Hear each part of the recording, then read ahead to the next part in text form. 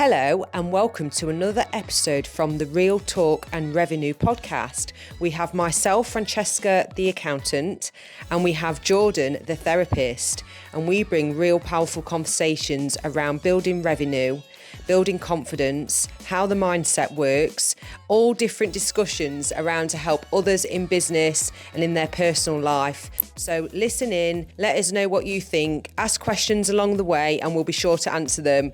Enjoy.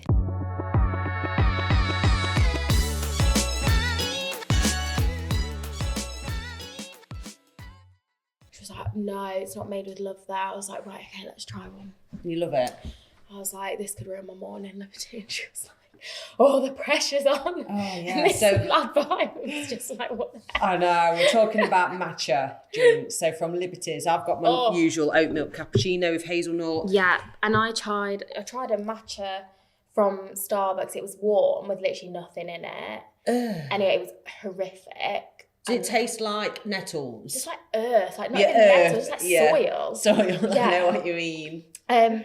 So I told Liberty that the other week, and she was like, you need to try one from here, like with some other bits in. So she done me an iced one, and it's banana bread, and it's so nice. I'll have to get one. So tasty. I know, I'm getting my hair coloured. Hair appointment. I hate putting a hair appointment in a weekday. But... Why though? Because you've got to sit there and it's your productivity time. Yeah, or... I can't stand anything that makes me sit still. Well, I hate having my hair done anyway, like regardless of the day. It's awful. It irritates the life out of me. I don't like it. Oh, thank God it's not just... Everyone's it's a bit of self... Like, it's bloody not. I don't like it. I don't like it. What is that? It annoys me. I just think, like, I'm like you, not necessarily with the productivity. It doesn't matter what day it is or anything like that. I just think, I can't be arsed with this. Yeah. Like, I don't like the feel of someone, like, pulling on my hair. You know, when they put, like, foils in it? Oh, I hate it. I can't stand it. I've got to do this. Maybe it's a neurodivergent thing. I'm like really bad sensory thing. Same. So to give you an update, and this is all right now because it'll be live, but I have, I've recently had an interview. I haven't had an interview in 15 years. To go on the board for the new AAT. So I'm qualified with the AAT. Yeah. If you'd have told me that I would be running it with them, obviously not running it as in I'm making decisions. Sorry, I've just got really distracted. Have you got new glasses? I've had these a while, but... They're really nice. Do you like them? I do. Sorry, I've just got distracted. Thank you. Thank you. Sorry. Honestly, I nearly didn't get them because... I really like them, yeah. Thanks. Yeah, they're nice. Yeah, I just thought, stuff it. And they're not cheap, but not as in not over the top, but not cheap. No, I love them. Thank you. Anyway, so, yes, I'm on the AAT. So, no, I did the interview and the board is something very new and exciting. And I'm learning a lot about being a non-exec director. Honestly, even saying it, I can't believe I got it. It's amazing. It is a big and I deal. think anyone listening or that follows you would be like, I can believe that you got it. Like, why wouldn't you get it? I know. The people, the AAT is fantastic for one, for your qualifications and helping you navigate life in a way, because that's what it's done for me. But to help, I just want to push boundaries for myself. Yeah. But the sensory overload, because I've had to be away for a few days, is almost unbearable. Yeah. But I'm also trying to, and I'm sat there with all these wonderful people that I'm going to learn a lot from. Yeah. Like, wow. Thinking, are they feeling like me right now? Yeah. It's interesting, isn't it? Yeah. When it comes to like anxiety, anything really, like low mood, social anxiety, performance anxiety, anything that you're struggling with, I see a lot of the time, particularly with generalised anxiety disorder, I think I've said this before, where people for so many years just assume that everyone's the same and everyone must struggle with like, you know, worrying about different things and, you know, going to new places and the uncertainties of life. Yeah. And to a degree that's true, but not like everybody. To that extent and not everybody. But I'd rather think that everyone suffers for something in some way. Well, yeah, and I think that's the thing, isn't it? We've all got our thing. Yeah. Like, big or small, multiple things. Like, I can't think about well, I've got similar things to you, like in different ways. Yeah, 100%. Do you know what I mean? Like I'll get like a bit of anxiety every time I've got a new client. Yeah. And I notice after new clients and new assessments, I'm tired because I feel like I've worked hard. So do you know what I mean? Because I feel like I've worked harder to develop that rapport, make someone feel comfortable. Yeah. And I do that wherever I go. Yeah, I'm like, the same. You know, even in that baby group or like someone new joined a few weeks ago and I was like, hello, are you all right? Yeah. Or, you know, asking for it, just like to make sure that people But it's draining feel... your battery at the same time. Yeah.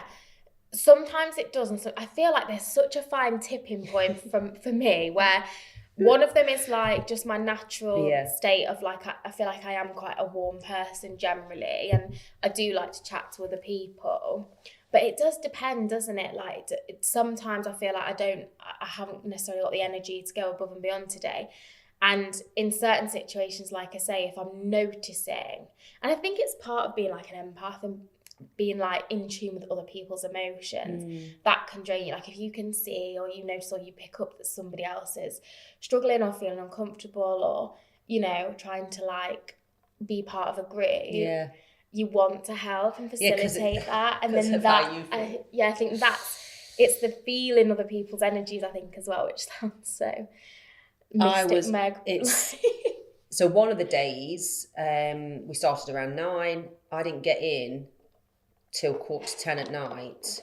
And not only did I do a full day, I then checked in on the team. So we've got 2 new starters. Of course. So one of them started on Tuesday while I was away, and another one starting next week when I'm away again doing a speaking event. So here we go again. Yeah. Now, the reason why I'm sharing and learning about myself as well, I've been speaking at events for a while, and doesn't mean it's the same feeling every time.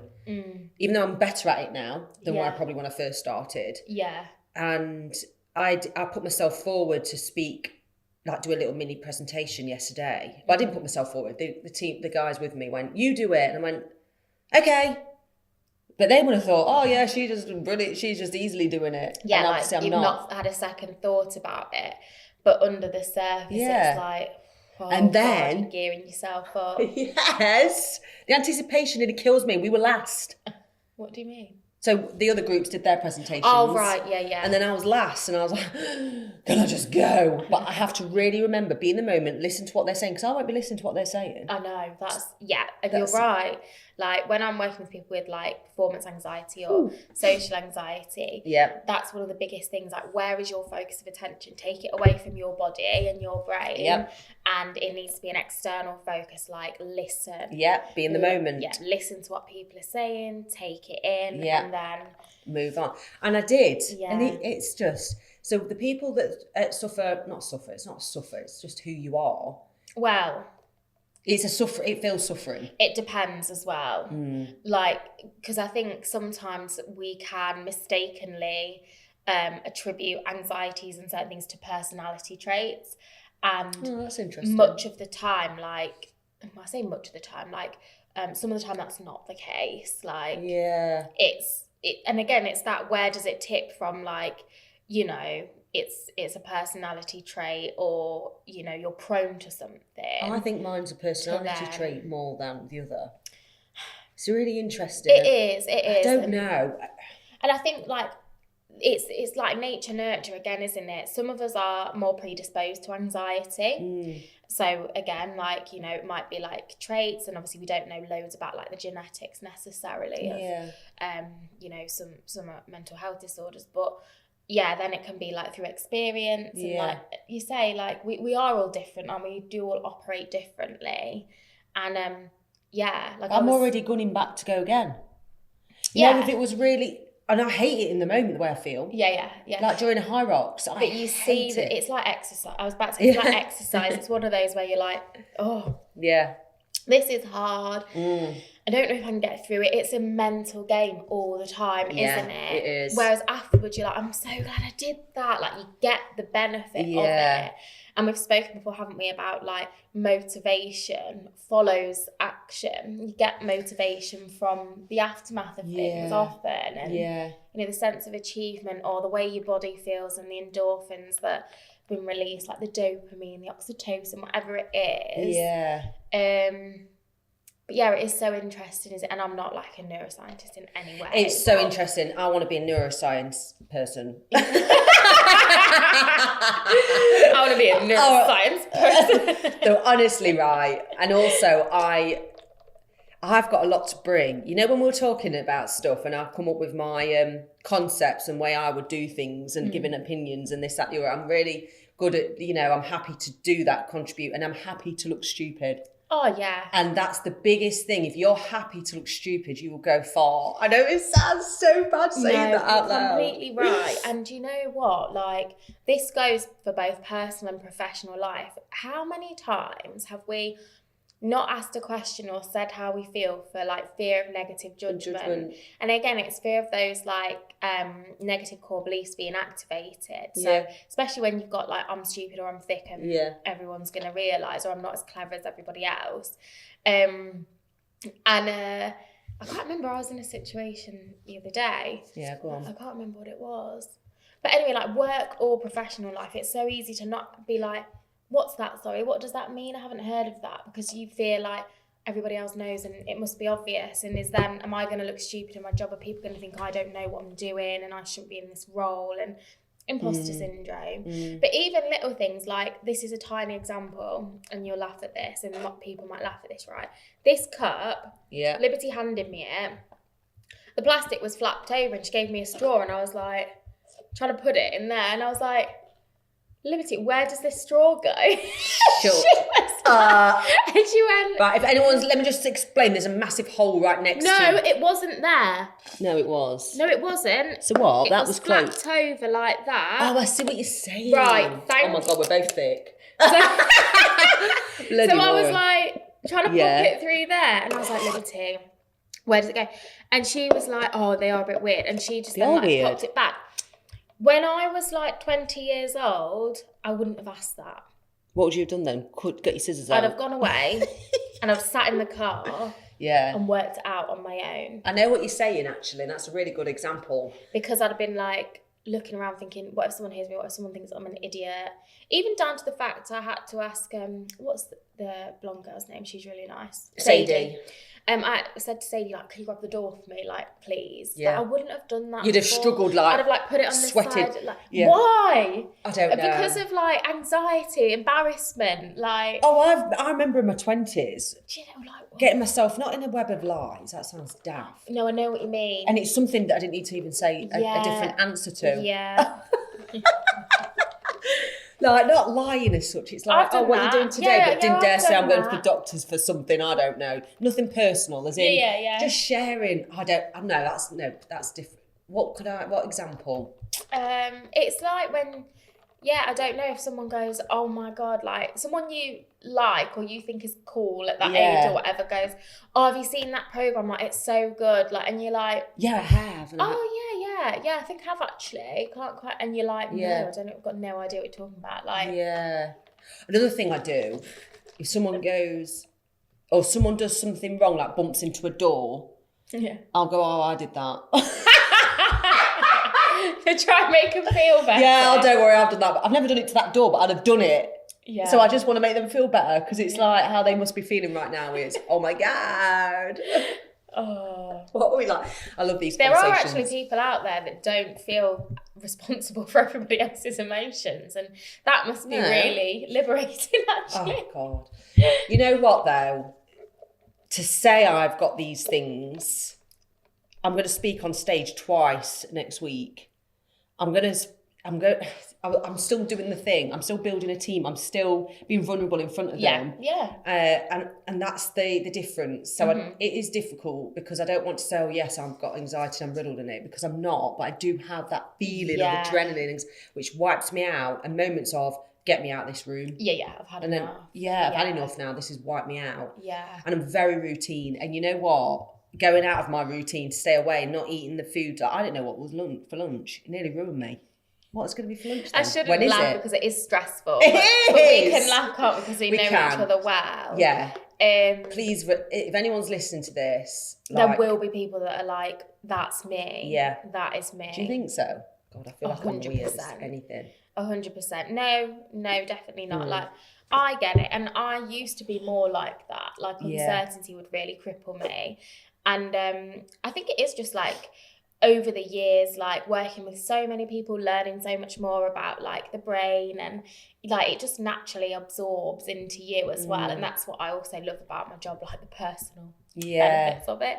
And so I have become more relaxed over time, and like embrace uncertainty a lot more, and I can enjoy things a lot more now, like new things. When I'm out in new places, I can feel a lot more relaxed than what I would have done. Oh, same. 5 or 6 years ago.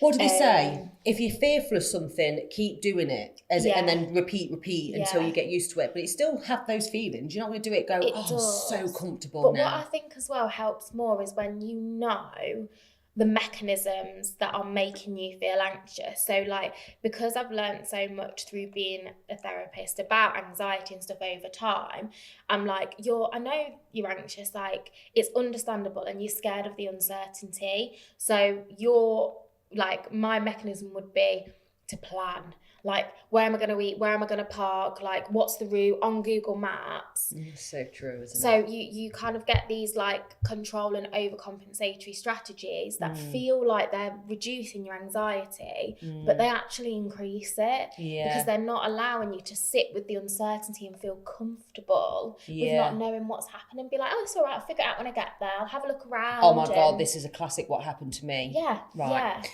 So I travelled to Birmingham Monday. Sorry.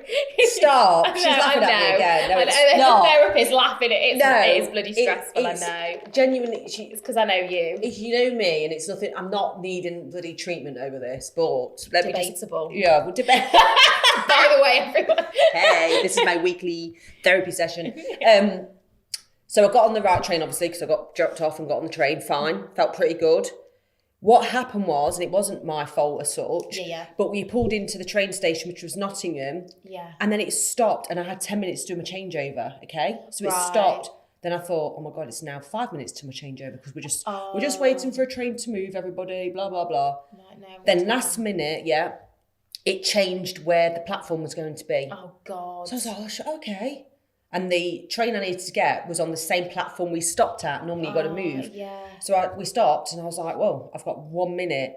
And then I went to get off the train, and then a guy was coming on. I went, oh, we're on the platform that I need to go on. I said, is this going to Birmingham? He went, yeah. I was like, oh, brilliant. I can stay on the same train. Yeah. So I stayed on the same train. And then after about 5 minutes... Oh, God, don't. We just moved. I looked at him again. I went, because my spider senses were going wild. I said... Are you sure this is definitely to Birmingham? Yeah, because I'm getting off at Derby. I'm 100%. I was like, phew. So then I walked down. I thought, I'm just going to ask that guy over there with a high vis on. Reassurance again. It sounds like it was well placed. Oh, my stomach was going crazy. And I said to the guy, do you work on the train? He went, no. I was like, I'll ask you anyway. I just going to Birmingham. He went, yeah. I was like, phew. So I sat down, and the girl went, did you just say this is going to Birmingham? This is going to Leicester. She says, oh my God, I've gotten the wrong one. So what's happened is 2 trains were pulling up. Oh my The Leicester one was late by the same time that I needed to get off and get on the other one. Right. So me and that guy, I don't know what was wrong with him, because he was just saying some weird stuff after that. So I thought, oh my God. He was like, oh, well, he's all chilled about it. He wasn't working there then? No. Oh. He was a passenger behind me, like really reassuring me. Oh, right. But my gut instinct didn't feel right to be on that train. I know it's not the right one. Outside wouldn't need it say direct on your ticket. Yeah. Well, even though things were changing. Things were changing. It didn't. So you did have to get off then? You did have to get off, but last minute I thought you didn't, because that guy reassured me that you didn't. So did you miss it? Yeah, I was on the way to Leicester. Oh, it had pulled off? Yeah, it was 10 minutes in. By the time I'd sorted it out and walked around. Oh, Fran, I can feel what your anxiety so I was like, this is going to be fine. So straight away I went into reassurance. Okay, that's good, Said to the girl, and I said to the train guard that finally came down, he was like, just get off at, fine, swap at Leicester. And it added 50 minutes onto my journey. Okay. But already I'd planned my whole evening, do you know what I mean? But I had to read, you can imagine me. So actually... I just messaged Steve, oh, I can't believe it. And then I went, oh no, it's fine. I'm fine. Yeah. And then it was like, it's okay. And just kept reassuring myself. Yeah. But I wasn't completely fine until I hit in the hotel. Yeah. You know, deep down I was thinking, oh my God, get me there. And it was dark by the time I got there and stuff. But no, I did it. And I think it's character building. It is, and it's character building. It pushes you out of your comfort zone and it makes you tolerate uncertainty, a change of plans, things going wrong. And you've got to deal with that, like personally and professionally. Like if you can't deal with things going wrong and adapting, things going wrong. Go on. George had an absolute disaster the other day. No. His trailer's been in for gas fitting because it's predominantly has been electric, which means that if they haven't got a big enough 32 amp plug, you said that. his generator, and that's been a drama. Yeah. It's massive, it's heavy, it's loud, etc. So he's finally bitten the bullet, got a recommendation of a guy in Lincoln that can fit all the gas properly. And he actually took the plunge because at an event, another vendor came across and was like, do you know your gas is illegal the way it currently is? What? He's had a gas engineer fit it and sort it and sign it off. Obviously, didn't know what he was doing in terms of like mobile catering and stuff, even though he said he did. Did he go cheap? Did he get someone cheap? No, because they're like rocking horse shit gas engineers that can do mobile catering and LPG. So he like tried everyone and no one. Anyway, this guy came up and was like, obviously it's signed off, so it's not your fault, but like I can see that's a problem. He's got loads of food trailers. And George was like, oh my God. So he gave him a recommendation of this guy in Lincoln that he knows that also refurbs trailers. So he wanted to do this anyway, but he's bit the bullet and he was like, right, I'll get it booked in. You can have the trailer for the week and we'll get it all kitted out properly. Yeah. Gas fryers, etc. So we brought a gas fryer on this guy's recommendation of which one he could fit and whatever. It's the day before he's meant to get it back. What day was it? Tuesday. And he gets a phone call that he can't fit this particular fryer. He's paid 450 quid for it. Can't fit it. They no longer do a conversion kit. So George is like freaking out, like, and also like pissed off as well because he's like, you told me to get that one. This is the Lincoln guy that's from recommendation. Yeah, you told me to get that one. Like, I've got it on your recommendation, sort of thing. So he's like spiraling. Do you know what I mean? Freaking out. Like, I need it back for tomorrow. I've got 4 jobs. Like, stressful. Did you have a go at the guy? No, he didn't. No, he didn't. But he was just like, I don't know what I'm gonna do. And he was like, well, I can get you another fryer for 800 quid. And George was like, you know, he's already paid him £2,000. He's like, I've not got £800. Do you know what I mean? Like, you know, my budget's on this. I don't just have loads of spare money around. Like, we're both running businesses, and he's a startup. And so he was like, oh my God. And I could see him. He was just like, what on earth am I going to do? Do you know what I mean? Because what's the point in paying, like, if I can't get another fryer, he sends it back and he's still got to use electric fryers, and then he's still going to have to pay for having the work done that's already been done, which was still a lot at this point. Yeah.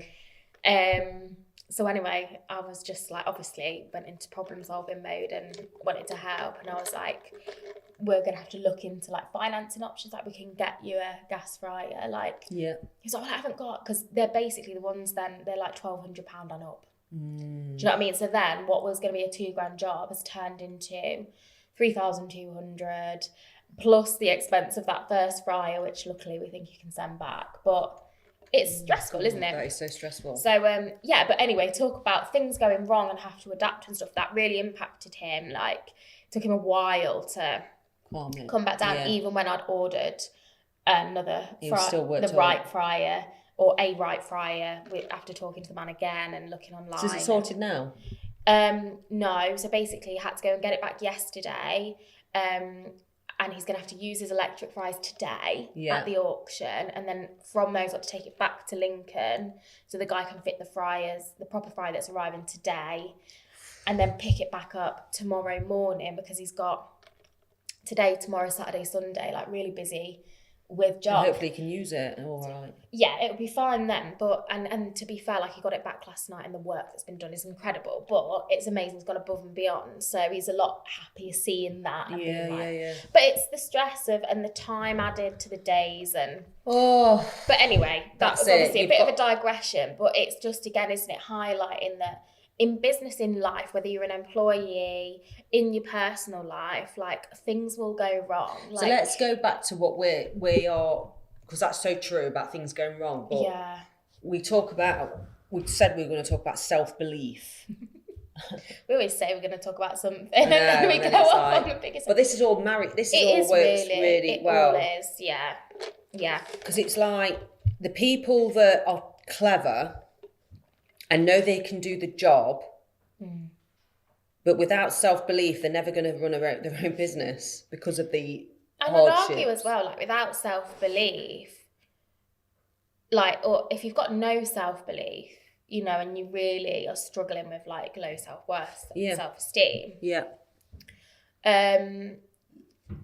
like you're going to be hard pushed to go for any opportunity, like in work and maybe even in personal life, like going on a date, making new friends, starting a new hobby, you know, isn't it? Like, and then in work, like we've all been around those people. We've been those people. I've been that person where you're like, I don't know if I should go for that job because I don't really think I'm good enough. Like, what if people know that I go for it and they're thinking like, who do you think you are? Oh, like, imposter syndrome as well, isn't it? Yeah, exactly. And it's tied in, isn't it? Yeah. Like, but if you've got self-belief, you are honestly 90% there. If you believe in yourself, you will make it work. You will find a way. Yeah. No matter the route or the path. Like, I love it. It's true though, isn't it? Like, so self-belief is like 90% of the battle. Like, forget knowledge, forget like being academic or, you know, being able to do this and that. It's the skill side of things. Like, self-belief is like most of the problem. And I don't know if I've said this. And the solution. It is so true. I remember getting told, you can't build a business. I think I've said this before. You can't build a business on self-belief alone. You bloody can. You can. And we're not alone, but I know what you mean. Yeah. It's so true, actually. Yeah, I don't know. Self-belief, it will get you further, but it's the people you're around as well. Like, that person that said those things to me, it's like almost you can believe in. I nearly believe that. I thought, well, maybe I've got this completely wrong. Not at all. And again, you always have to look at the credibility of the person that's speaking. Like, sometimes we would take advice for them. A lot of the time, people that criticise us, we wouldn't take advice or we wouldn't seek advice from them. Do you know what I mean? And also you have to think about, where's that coming from? Like, internally, themselves. Yeah, like what are you projecting in this situation? Yeah, like, oh God, it's interesting. Yeah. But self-belief then, how do you build on it? By challenging the negative core beliefs and the negative narrative that's running. With self-belief, like, and again, I think we've spoken quite a lot about belief systems, haven't we? And like, maybe we need to do an episode on like actual practical things you can do. Yeah, that's a good idea. To shift your belief system. The first thing is like awareness, but again, like, you've got to be able to just entertain the next best thing. So if you think like, I'm not capable of like more than what I'm doing, if you really believe that and you buy into it, it's like being able to allow yourself to think like, is there another belief that I can buy into? And it might be, well, actually, I do think I'm capable of more. Like, maybe if I do try, I might be able to learn, and I might be able to like climb up to the next position, or like whatever it is, or I might be able to do that hobby, start that hobby if somebody else would come with me. Like, I think I could manage that. Then you buy into that and you start working towards that, and you reframe your belief to align with that. So again, you'll be looking for evidence, like for the new belief, like I am, or if people are really ingrained in their negative belief, it could be, I might be able to do it. That's good enough. That's a start. If you can go a step further, it's kind of like, I am capable and I can do it. And you'd be looking for evidence that that's true all the time. So we're very used to kind of like piling on the evidence that we're not good enough. Oh, that's proof, because we've been doing it for so many years, because we've had that belief, therefore that hypothesis for many years, that that's our truth. So we're just like, yeah, well, so-and-so said this, I made a mistake then, so that's all evidence that I'm not good enough. We don't look for contradicting evidence. So the refocus of attention, and we do this in therapy where we'll start like a positive data log for the belief that maybe I am capable. Okay, let's look for evidence that maybe you are capable. Yeah. What's happened today that might suggest maybe you are capable? People go, nothing really. And I go, think smaller. Something's happened and you must find something today that backs that belief up. And then people will go, oh, well, like I finished a piece of work and like my boss was happy with it. So I suppose, you know, like I'm okay at the job I'm doing. Okay, are you okay at the job you're doing? Like, what was your last appraisal like? Well, it was good. Like, you know, it went well. People said I was happy. And to be fair, like I've had comments in the past where people have said like, why don't you go for this job and that job? Oh, okay, so other people believe you're capable, but you don't. Yeah. Let's write that down. And you know what I mean? You're opening up the perspective. Yeah. Because we get a negative thinking bias. So it's almost like any contradicting evidence just goes completely over your head. You barely even notice it. So you're having to like recalibrate your brain to start to intentionally notice that evidence that already exists every day, every week. Yeah. We can notice a small evidence again. So we can notice a small criticism. Oh, here we go again. I've made a mistake. Yeah. Right? Is that evidence you're not capable, or does everyone make mistakes? I know, and that is so true. So do you know what I mean? So yeah, that's what we'd often do, like in therapy as a starting point, and just build on it. I know, because the business that I had with my business partner, it was like end of the world if a mistake got made. In fact, no mistakes ever did. Yeah. Yeah. Because it was always covered, you know, someone always checking and doing it themselves, and I'll do a better job, sort of thing. And I get that to it's a control thing again, isn't it? Yeah. Fear-driven thing. And especially in your role at work, it's like, where do you want to be? In order to get to where you need to be, you need to let go of things and delegate, or you know, and believe in yourself that much. But then at the same, you know, sometimes I don't take in, so for example, being, you know, on the board, running a business. If I don't think about it too much, it's not real, because that can be overwhelming. Yeah, for sure. When I'm like, oh my God, I run a business and I've got now 11 people that's under me, sort of thing. Ugh. Responsibility. That scares me. But then I'm like, no, I can't. I know I can do it. Yeah. I've got really good visions for the business, but I'd still have my wobbles. But you know what's great is having a team that I can share that with. Yeah. And just say it how it is. Yeah. What we're going to do about it. I'm worrying about this area. In order for me to let go of that area, what do you think I need to do? Yeah. And they're like, oh, well, do you want me to do it? Or, you know, should I put this in place? And do we need the... So, and it's like I've noticed, it's that self-belief in knowing that when your team aren't getting to an area, do I either take something away from them so they can? Yeah. Or do you hire somebody that can? Yeah. And in my case, I had to hire somebody that can, because then they can. So yeah, it's a lot of, I also think if you are going to push yourself, you've got to have the support network. You need to do your mindfulness stuff. Yeah. To help drive you to achieve where you need to go, really. A lot of it is an internal job, isn't it? Like, you know, self-belief and like pushing yourself out of your comfort zone to take new opportunities and risks, like I did this morning with this matcha. I think it's brilliant. I'm the same. No, it's true though. Some people won't even have another drink. I'm struggle with change. You know, I have that same order at a takeaway. Yeah. Because I know what I get, and it's like, oh no, I won't dare go for something else in case it doesn't taste as good, and then I'm disappointed and it's ruined my whole evening. Anyone else do that? I love these little topics and discussions. And also, I did a lot of Googling when in 2015. What are we now? 10 years ago. Oh my God. Yeah. So I Googled, researched how to get over breakup at the time, how to believe in myself more. Imagine if ChatGPT was a thing when we were like I'd be a professor. Yeah. I'd be like, bloody hell, I'm running the country. No, I'm joking. Could you imagine me running the country? Yeah. Bloody Nora. The thing is, I know my place, and I'm not afraid, like I say, not afraid to look stupid, and that's part of that self-belief that in order to look stupid, then it's still okay, because you can progress, even if you're not academic as such, or absolutely. It's so interesting. I love it. I've got a client that works in the like in the art industry, and we were having a discussion the other day, like, and she made a really good point about how at school, like, you know, we'll do art, but it's seen as like the fun thing, like, oh, that's the fun thing, and then you kind of like conditioned out of it, like, okay, right, focus on the important things now, math, science, English. Yeah, so true. You know, they're the important things. And then like you drop it and forget about it. And she was like, you know, and you might do an instrument at school as well, but you're not very good at it. Triangle. You're not very good at art. And then you go, oh yeah, I'm not very good. So you drop it. She said, but the difference between music and art is that like, you don't drop your instrument and then stop listening to music.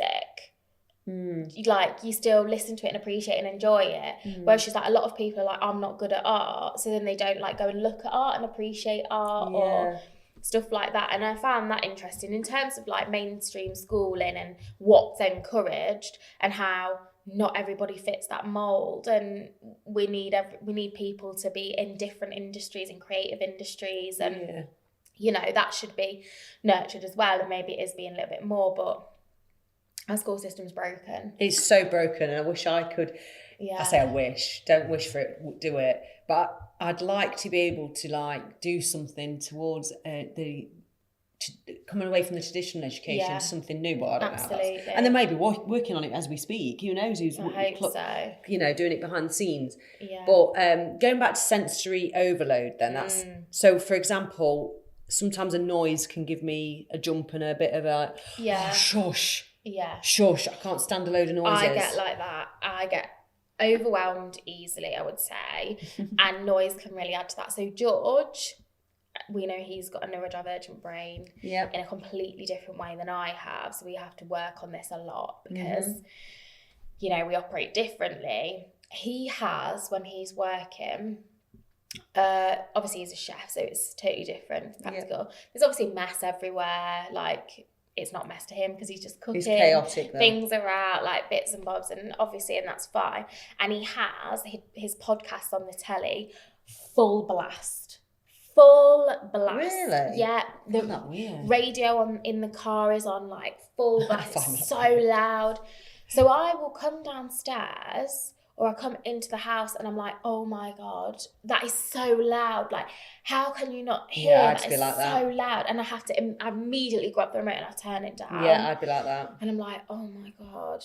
And he's like, I'm listening to that. I'm like, that's fine, pause it. And then when I leave the room, you can carry on. But I can't. Don't try and have a conversation with me when the telly's on full blast. But his dad does that.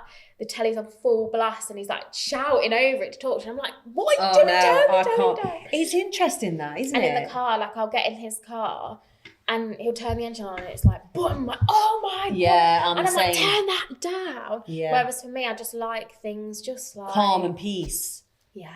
Steve's the opposite to me in that respect. Yeah. He likes to listen to music.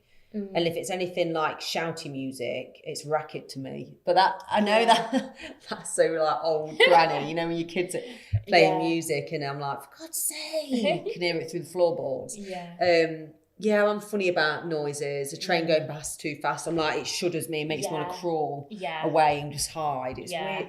Yeah, it's interesting, but we should do more about the self-belief, but like you say, the first thing you can do as a small little is after a day at work or day doing something, look back and think, what's gone well, or where's the evidence that I am a capable person? Like look for it. As I say, it's going to be really hard. I always say to people, if you can't think of anything, think smaller. Like you need to think smaller. Yeah. We think small when it comes to criticism. Yeah, that's a good tip actually. And thank you for tuning in. Thank you. So next week, think of some like little practical things we can come up with. So that'd be interesting too. For self-belief, confidence, we can put some confidence stuff in there. Obviously I've gained confidence so I can help from my side of things, from like experience. But thank you for tuning in. Thank you.